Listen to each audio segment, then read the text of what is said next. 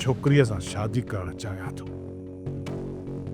उनखे इज़त बख़्शणु चाहियां थो पियो, पर कोर्ट में न। मां चाहियां थो त छोकिरी खे तव्हांजे हवाले कयां ऐं तव्हां उनखे माफ़ कयो। पोइ मां उनजो रिश्तो वठण लाइ तव्हां ॾे हली ईंदुसि ऐं पंहिंजे रीतनि ऐं रस्मनि मुताबिक़ उन सां निकाह कंदुसि।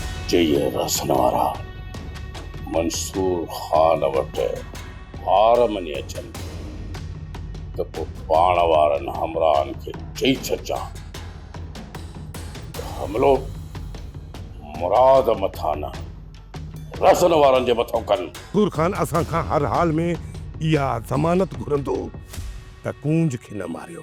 उनखे बचाइण लाइ त इहे सभु चालू खेॾे पियो। ॿी ग़लती न करण जी सूरत में असां आदीअ जे ज़िंदगीअ जी ज़मानत खणूं। ऐं मूंखे पूरी पक आहे अदी ॿीहर इहा ग़लती ज़रूरु कंदी।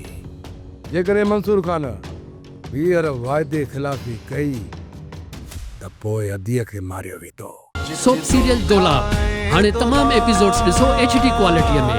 विज़िट करियो असांजो YouTube channel Sindh TV HD drama.